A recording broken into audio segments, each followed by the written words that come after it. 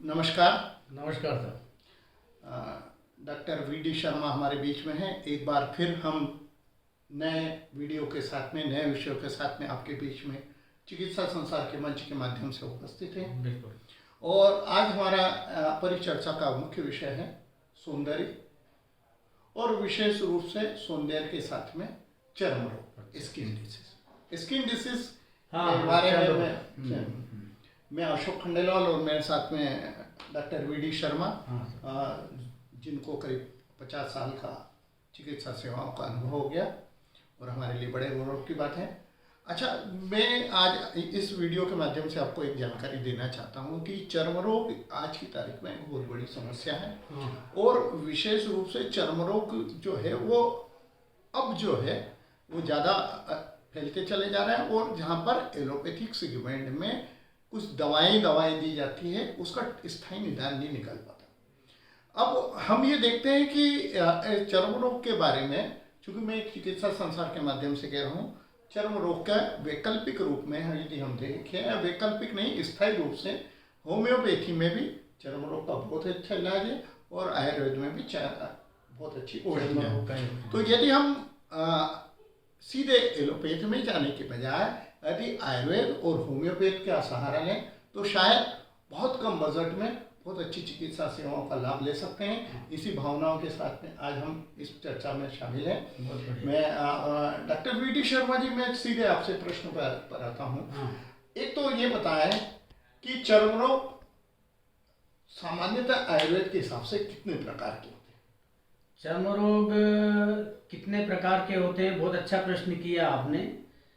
चर्म रोगों का प्रकार में यह है कि एक तो जो त्वचा के ऊपर होता है, जो संपूर्ण यानी शरीर में फैलता है। दूसरा ये कि बेवची, जो काली दरार बोलते हैं, एक सोराइसिस होता है, और एक लाल दरार भी होती है, और एक खुजली भी जो हम चकत्ते टाइप भी जिसमें होती रहती है और जिसके कारण से भी खुजली चलती रहती है।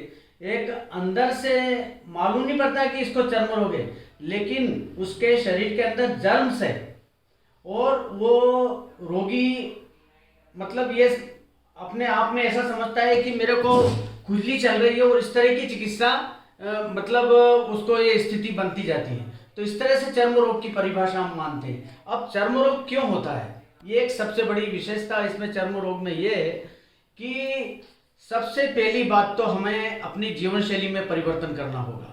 खान पान कैसा हो, किस प्रकार का अपने को खाना चाहिए, जैसे बादी की चीज़ें नहीं खाना चाहिए, और सड़ी गली बासी भोजन, और तेल से बनी हुई अधिक चटपटे पदार्थ, और इसके बाद में बेसन से बनी हुई चीज़ें भी अधिक, वो भी नहीं खाना चाहिए। और इस प्रकार से क्या है कि जीवन शैली में हमको परिवर्तन लाना होगा। अब जीवन शैली में परिवर्तन लाने के बाद में हमें फल फ्रूट्स, सादा जीवन, उच्च विचार वाला स्थिति आपको करना पड़ेगी, क्योंकि दाल रोटी और इसके अलावा उसके साथ में सलाद का उपयोग, सलाद में जैसे गाजर है, ककड़ी है, हरा धनिया है, उसमें प्याज वगैरह नहीं मिलाना। मतलब इस प्रकार से उसका जीवन शैली में खाने का पीने का परिवर्तन लाना पड़ेगा। अब ये सब स्थिति के बाद में फिर वही स्थिति में पूर्व की बार आपको बता रहा हूं कि दस्त साफ होना जरूरी है, क्योंकि दस्त साफ अगर नहीं होगा तो वापस वैसे तो चर्म रोग की जो पोजीशन है, जो सरांद होती है मल की, वो ऊपर फैलेगी, उससे कई प्रकार की बीमारियां हमें शरीर में फैलेगी। ये है मतलब उसका। अच्छा, जैसे हमने अभी एक चर्चा में आया था कि इंटरनल, आंतरिक रूप से कृमि वगैरह के कारण होने वाला चर्म रोग, यानी कि आपके पेट में कुछ कीड़े हैं, कुछ हैं, उसके कारण चर्म रोग होता है। अभी आपने नियत उसके संदर्भ में बताएं कि क्या मतलब। अब कृमि एक तो ज्यादा मीठा खाना, ज्यादा मीठे खाने से भी कृमि होती है। जैसे मिठाई अधिक किसी के खाने का शौक है और वो खा रहा है, गुड़ खा रहा है विशेष रूप से, और शक्कर का उपयोग भी अधिक कर रहा है, और इसके अलावा मतलब विशेष करके मैं यहाँ आपको कहना चाहूँगा कि मीठी चीज़ों के अधिक प्रयोग से ही कृमि रोग होता है। मतलब आज एक बात और बहुत स्पष्ट रूप से समझ में आई कि मीठा पे जो है न केवल डायबिटीज में, बाकी स्किन डिसीज में भी मीठा और चरपरा, मीठा और चरपरा। चलिए ये दो बातें अपन क्लियर हुई। अब आजकल एक और चीज पे आता है मुख्य रूप से, वो ये है कि महिलाओं में आज बहुत सारे केमिकल्स और बाजार से बहुत सारे जो है नए नए ट्यूब वगैरह और ये सब लगाते हैं, बिल्कुल सही कह रहे हो आप। हाँ, आते हैं। हाँ, इन जल से भी कई लोगों को इन्फेक्शन होता है। हाँ। विशेष रूप से महिलाओं को ज़्यादा उपयोग में प्राप्त है, और फिर उसमें स्किन के में कई बार धब्बे वगैरह ये सब हो जाते हैं और स्पॉट्स बन जाते हैं। उस वक्त जब मेकअप होता है, कई बार दुल्हन का श्रृंगार करते हैं, बिल्कुल सही, उसी चर्चा उसमें पे आ रहा था मैं। मेकअप पे हाँ। पर वो मेकअप तो ऐसी स्थिति में क्या मतलब यदि कोई समस्या आ जाती तो क्या आयुर्वेद में उसका कोई नहीं, उसका निश्चित रूप से उपचार है। और ऐसी चिकित्सा भी मैंने, जैसे जिनको पिंपल्स है और जिनको झाइयाँ, जैसे आँख के नीचे झाइयाँ भी जिनको हुई है, और पिंपल्स वाली स्थिति भी कई महिलाओं को मैंने ठीक किया है। आपने बोला कि जैसे दुल्हन को जब सजाते हैं, और दुल्हन को सजाने में कई प्रकार के केमिकल और ये सब उपयोग करते हैं। अब केमिकल उपयोग करने में क्या है कि इसका त्वचा के ऊपर दुष्प्रभाव पड़ता है। अब दुष्प्रभाव पड़ने से वो ऐसा उसका असर तो छोड़ेगा, मतलब तो असर छोड़ेगा तो उसमें कालापन, दाग होना, खुजली होना, पिंपल्स होना, ये सब समस्याएं होती है मतलब इसमें। तो अब इसका क्या निदान है? इसका निदान बहुत ही सरल और सटीक मैं आपको बता रहा हूं कि जो चंदन पाउडर है, चंदन पाउडर, ग्लिसरीन और गुलाब जल, और उसमें चाहे तो थोड़ा सा नींबू भी आप मतलब इस्तेमाल कर सकते हैं। अब इन तीनों चारों चीज़ों को मिला करके, और आप जब सुबह के टाइम पे स्नान करें उस समय इसको चेहरे पे लगाएं, 5-10 मिनट तक रहने दें। इसके बाद में फिर इसको मतलब केमिकल युक्त साबुन नहीं हो उससे फिर चेहरे और अपने शरीर को साफ करें। और दूसरा ये कि एलोवेरा जेल नहीं लेते हुए जो एलोवेरा गंवार पाठा, शुद्ध गंवार पाठा, उसका गुदा निकाल करके और चेहरे पे लगाएं। तो मेरा ये निश्चित रूप से मेरा अनुभव है कि उससे दाग धब्बे जो भी हैं वो धीरे धीरे करके ठीक है।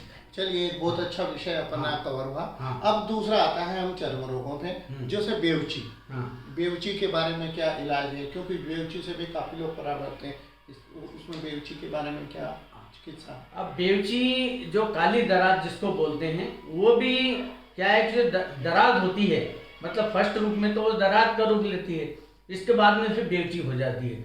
तो उसके लिए आयुर्वेद में एक तेल मतलब बनाते हैं, मैं खुद भी स्वयं बनाता हूँ, जिसमें गंधक, हरियाथूता, फिटकड़ी और करंज का तेल, ये सब मिक्स करके यदि उस बेवची के ऊपर लगाया जाए तो धीरे धीरे करके वो इसको अच्छा, अपने वैसे आयुष सेंटर पे भी बहुत सारे, हाँ, बहुत सारे चर्म रोगी में आपको खुद को ही मालूम, मैंने बहुत ठीक किए हैं, बहुत ठीक किए, जो कि करीब वर्षों से जिनको हाँ, जिनको था उनको मैंने कंठाल चौराहे पे मतलब चर्म रोगों को मतलब मैंने ठीक किए हैं।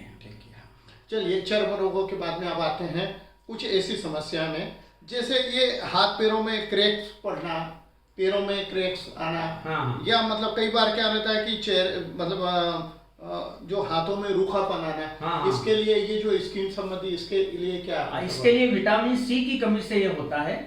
तो विटामिन सी की कमी को पूरा करने के लिए गाजर का उपयोग करें, विशेष रूप से दूध का उपयोग करें। और विटामिन सी में मतलब यह है कि सिपकाल डी करके एक कैप्सूल आता है, गोली आती है, वो ऑस्टियोकैल्शियम B12, उसका उपयोग करें। और इसके बाद में आप ग्लिसरीन का भी उस पर चमड़ियों पे उपयोग करके जो चमड़ी फटी हुई है वो धीरे धीरे ठीक हो सकती है ऐसा।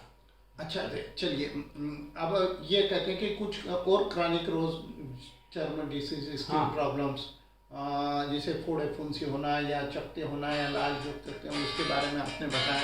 हाँ। तो इसके बारे में अब आप क्या कहना चाहेंगे? अब फोड़े फुंसी का तो ये रहता है कि शरीर के अंदर जो रक्त दूषित हो जाता है, मतलब रक्त का खराब होना, उसके कारण से फोड़े फुंसी होते हैं। अब जब फोड़े फुंसी होते हैं तो उसके लिए हम आयुर्वेद में खद्यरारिष्ट का भी उपयोग करते हैं। और खद्यरारिष्ट का उपयोग करने के बाद में हम टेबलेट सेफ्टिलिन करके आती है टेबलेट एक आयुर्वेद में, जो एक गोली सुबह शाम करके उसको भी हम दे सकते हैं। और इसके बाद में निक्सोडर्म का भी उपयोग उसमें कर सकते हैं। मल्लम का भी हम प्रयोग उसमें कर सकते हैं, ताकि जो उसके फोड़े फुंसी हैं वो धीरे धीरे करके। सबसे मेन बात तो ये है कि नीम के पत्ते का पानी को उबाल करके जो फोड़े फुंसी वाला है वो उसको मतलब स्नान करवाएं, मतलब ये है सबसे मेन समस्या। तो उसके फोड़े फुंसी धीरे धीरे करके ठीक हो जाएंगे ऐसा। चलिए हमने, अच्छा एक और है कि पेट के कीड़े वर्म्स के कारण जो मतलब होता है उसके लिए हम हाँ, पेट के कीड़े का बहुत अच्छा प्रश्न किया, क्योंकि ये मिठास के कारण होते हैं। अब पेट के कीड़े को खत्म करने के लिए आपको मीठा तो छोड़ना पड़ेगा। अब उसके लिए कृमि मुद्गर रस, टेबलेट कृमि मुद्गर रस करके आती है, जो एक एक गोली 3 टाइम हम उसको दे सकते हैं, ताकि उससे पेट के कीड़े भी खत्म हो सकते हैं। कुमारी आसो नंबर 1 भी उसमें हम उपयोग कर सकते हैं। Li52 DS भी हम दे सकते हैं, ताकि लीवर की समस्या उसमें दूर हो। तो कुल मिलाकर के आज के हमारे इस विषय का बहुत अच्छा समाधान मिला। बिल्कुल, मैंने जितना अपना अनुभव था वो आपको यहाँ चिकित्सा संसार में मैंने इसको शेयर किया, क्या ताकि इससे जनता को लाभ मिले। अच्छा एक और था, थोड़ा सा और चलते चलते हम बात कर लें। ये जो खीरा ककड़ी, उसका क्या मतलब, इसके खीरा ककड़ी का उपयोग विशेष नहीं करना चाहिए, क्योंकि उसमें पित्त रहता है। अच्छा। हाँ, पित्त रहता है, तो पित्त रहने के कारण उसको उबाल करके या सब्जी के साथ में इसका उपयोग करें, धो करके। अच्छा, यूं डायरेक्ट इसको कई बार जैसे क्या होता है कि आंखों में लगाने के लिए या खीरा नहीं उसको मैं सही नहीं मानता। विशेषज्ञ जो उसको एडवाइस करते हैं, नहीं, मैं उसको सही नहीं मानता। अच्छा। मैं अपने अनुभव से जो बातें हैं मैं गलत शेयर। अच्छा, ऐसी और कौन सी जो सामान्य औषधियां हैं या सामान्य वनस्पतियां हैं जिनका सौंदर्य प्रसाधन के लिए या स्किन डिसीज के लिए उपयोग किया जाता है? जैसे हल्दी भी है, हल्दी का उपयोग भी कर सकते हैं अपन।